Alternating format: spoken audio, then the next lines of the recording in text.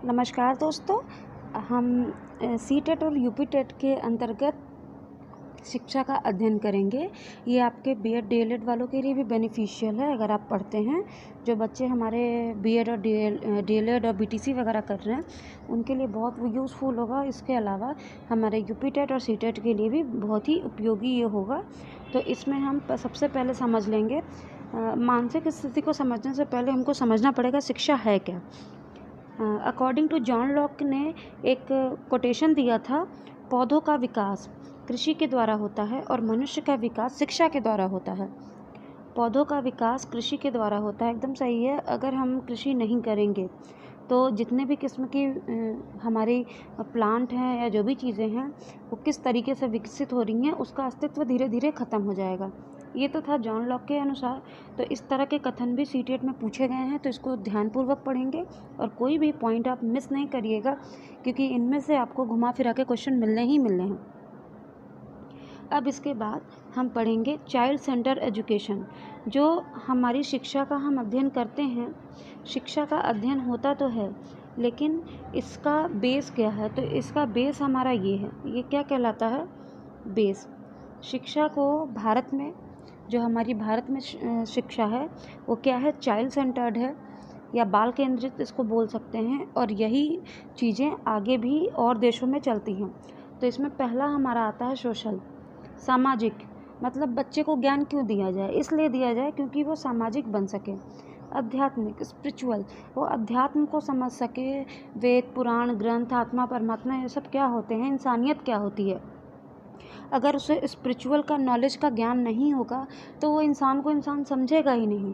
For example, आपने सड़क पे जो चोरी करने वाले या इधर उधर भागने वाले बच्चे देखे होंगे, और उन्हीं के समक्ष आप एक ऐसा बच्चा खड़ा कर दीजिए जो स्कूल जाता है, तो उनके स्वभाव में, व्यवहार में ज़मीन आसमान का फ़र्क आपको देखने को मिलेगा। और ये किसका प्रभाव है? उसके वातावरण और उसको दी गई शिक्षा का।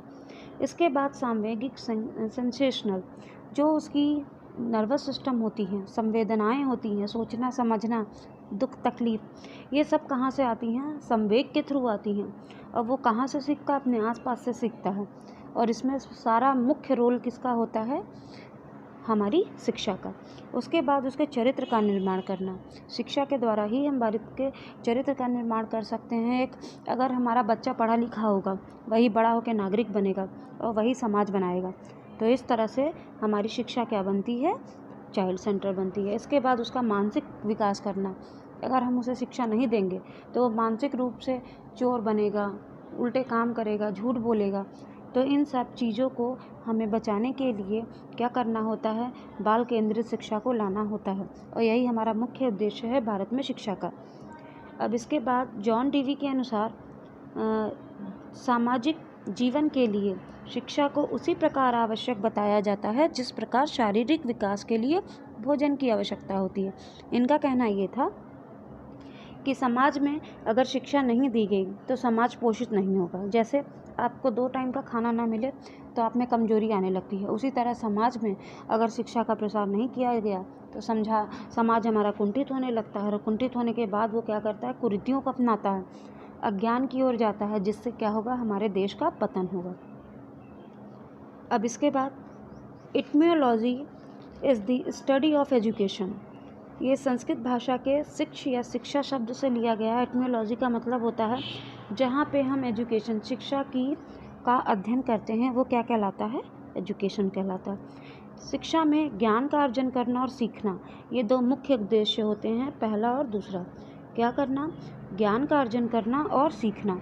शिक्षते उपादीयते विद्या यदा विद्योपादने, ये श्लोक लिया गया है हमारे संस्कृत के शास्त्रों से, ऋग्वेद से, जिसमें शिक्षा के बारे में, शिक्षा का विधि विधान बताया गया है।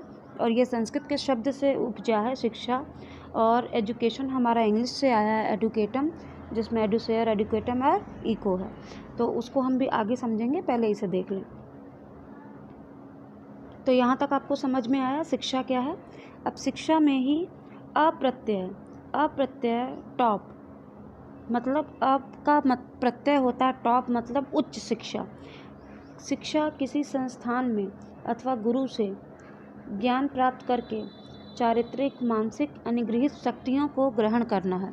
शिक्षा का अगर शाब्दिक अर्थ हम देखेंगे तो इससे क्या होता है, जो समस्त ऊंचाइयों तक ले जाने वाली 3 घटनाएं होती हैं। क्या क्या? चरित्र।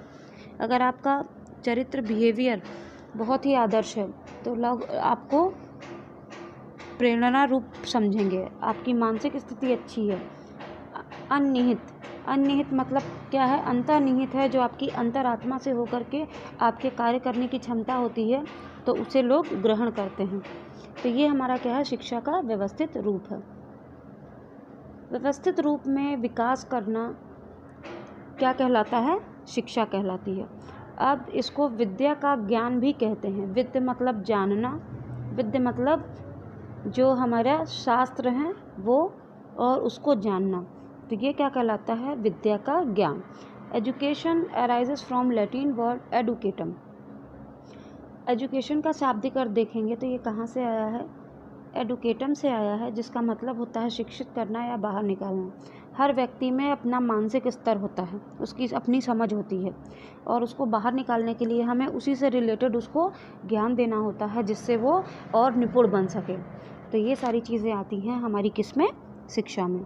इसके बाद ई से होता है ईगो, मतलब मेरा खुद का अहम, हमारे जो अंदर होता है वो क्या कहलाता है? ईगो।